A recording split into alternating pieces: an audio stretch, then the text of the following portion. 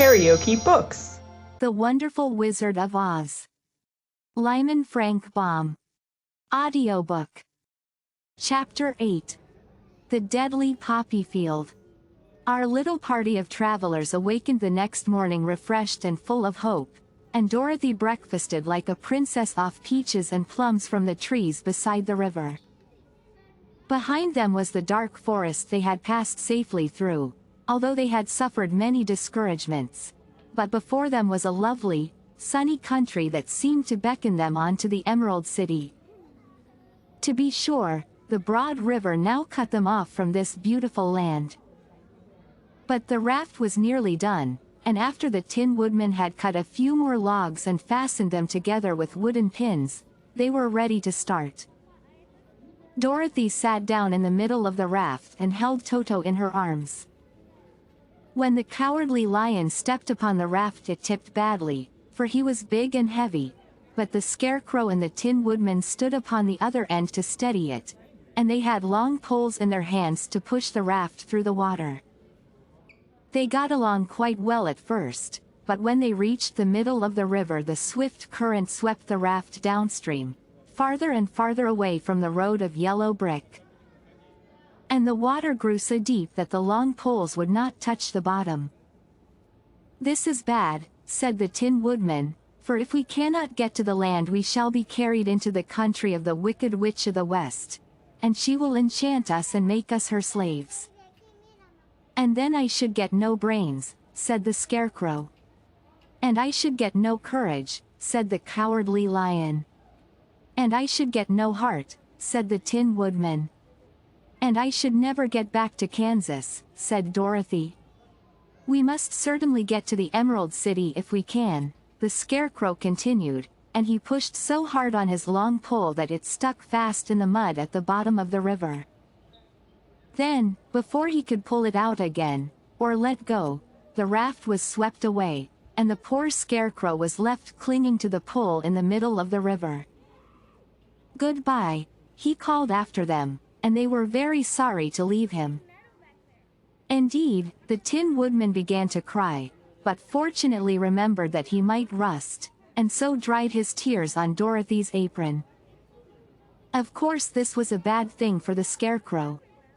"I am now worse off than when I first met Dorothy," he thought. "Then, I was stuck on a pole in a cornfield, where I could make believe scare the crows, at any rate.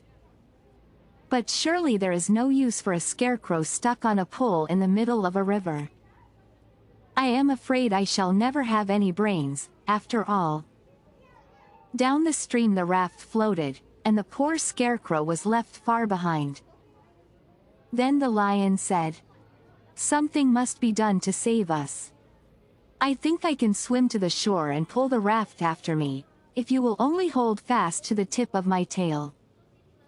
So he sprang into the water, and the Tin Woodman caught fast hold of his tail.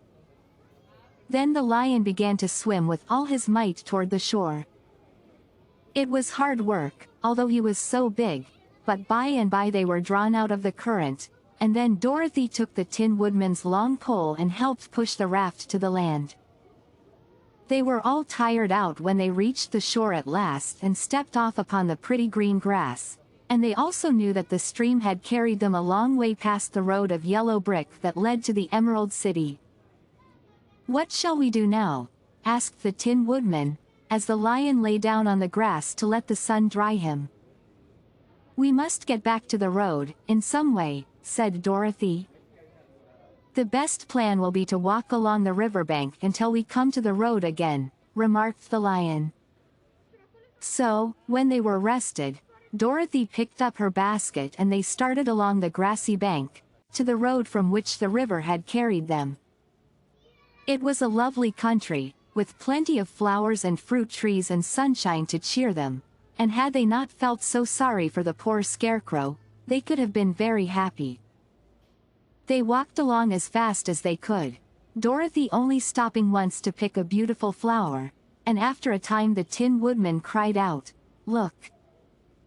Then they all looked at the river and saw the Scarecrow perched upon his pole in the middle of the water, looking very lonely and sad. "What can we do to save him?" asked Dorothy. The Lion and the Woodman both shook their heads, for they did not know. So they sat down upon the bank and gazed wistfully at the Scarecrow until a stork flew by, who, upon seeing them, stopped to rest at the water's edge. "Who are you and where are you going?" asked the stork. "I am Dorothy," answered the girl, "and these are my friends, the Tin Woodman and the Cowardly Lion, and we are going to the Emerald City." "This isn't the road," said the stork, as she twisted her long neck and looked sharply at the queer party. "I know it," returned Dorothy, "but we have lost the Scarecrow, and are wondering how we shall get him again." "Where is he?" asked the stork. "Over there in the river," answered the little girl. "If he wasn't so big and heavy I would get him for you," remarked the stork. "He isn't heavy a bit," said Dorothy eagerly, "for he is stuffed with straw, and if you will bring him back to us, we shall thank you ever and ever so much." "Well, I'll try," said the stork, "but if I find he is too heavy to carry I shall have to drop him in the river again." So the big bird flew into the air and over the water till she came to where the Scarecrow was perched upon his pole. Then the stork with her great claws grabbed the Scarecrow by the arm and carried him up into the air and back to the bank, where Dorothy and the Lion and the Tin Woodman and Toto were sitting. When the Scarecrow found himself among his friends again, he was so happy that he hugged them all, even the Lion and Toto, and as they walked along he sang, "Tal-da-ree-da-oh," at every step. He felt so gay. "I was afraid I should have to stay in the river forever," he said, "but the kind stork saved me, and if I ever get any brains I shall find the stork again and do her some kindness in return." "That's all right," said the stork, who was flying along beside them. "I always like to help anyone in trouble. But I must go now, for my babies are waiting in the nest for me. I hope you will find the Emerald City and that Oz will help you." "Thank you," replied Dorothy, and then the kind stork flew into the air and was soon out of sight. They walked along listening to the singing of the brightly colored birds and looking at the lovely flowers which now became so thick that the ground was carpeted with them. There were big yellow and white and blue and purple blossoms, besides great clusters of scarlet poppies, which were so brilliant in color they almost dazzled Dorothy's eyes. "Aren't they beautiful?" the girl asked, as she breathed in the spicy scent of the bright flowers. "I suppose so," answered the Scarecrow. "When I have brains, I shall probably like them better. If I only had a heart, I should love them," added the Tin Woodman. "I always did like flowers," said the Lion. "They seem so helpless and frail. But there are none in the forest so bright as these." They now came upon more and more of the big scarlet poppies, and fewer of the other flowers, and soon they found themselves in the midst of a great meadow of poppies. Now it is well known that when there are many of these flowers together their odor is so powerful that anyone who breathes it falls asleep, and if the sleeper is not carried away from the scent of the flowers, he sleeps on and on forever. But Dorothy did not know this, nor could she get away from the bright red flowers that were everywhere about. So presently her eyes grew heavy and she felt she must sit down to rest and to sleep. But the Tin Woodman would not let her do this.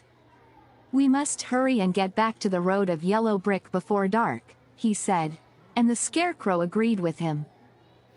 So they kept walking until Dorothy could stand no longer. Her eyes closed in spite of herself and she forgot where she was and fell among the poppies, fast asleep. "What shall we do?" asked the Tin Woodman. "If we leave her here she will die," said the Lion. "The smell of the flowers is killing us all. I myself can scarcely keep my eyes open, and the dog is asleep already." It was true. Toto had fallen down beside his little mistress. But the Scarecrow and the Tin Woodman, not being made of flesh, were not troubled by the scent of the flowers. "Run fast," said the Scarecrow to the Lion, "and get out of this deadly flower bed as soon as you can. We will bring the little girl with us, but if you should fall asleep you are too big to be carried." So the Lion aroused himself and bounded forward as fast as he could go. In a moment he was out of sight. "Let us make a chair with our hands and carry her," said the Scarecrow. So they picked up Toto and put the dog in Dorothy's lap, and then they made a chair with their hands for the seat and their arms for the arms and carried the sleeping girl between them through the flowers. On and on they walked, and it seemed that the great carpet of deadly flowers that surrounded them would never end. They followed the bend of the river, and at last came upon their friend the Lion, lying fast asleep among the poppies. The flowers had been too strong for the huge beast and he had given up at last, and fallen only a short distance from the end of the poppy bed, where the sweet grass spread in beautiful green fields before them. "We can do nothing for him," said the Tin Woodman, sadly, "for he is much too heavy to lift. We must leave him here to sleep on forever, and perhaps he will dream that he has found courage at last." "I'm sorry," said the Scarecrow. "The Lion was a very good comrade for one so cowardly. But let us go on." They carried the sleeping girl to a pretty spot beside the river, far enough from the poppy field to prevent her breathing any more of the poison of the flowers, and here they laid her gently on the soft grass and waited for the fresh breeze to waken her. If you liked what you heard, please subscribe to the channel.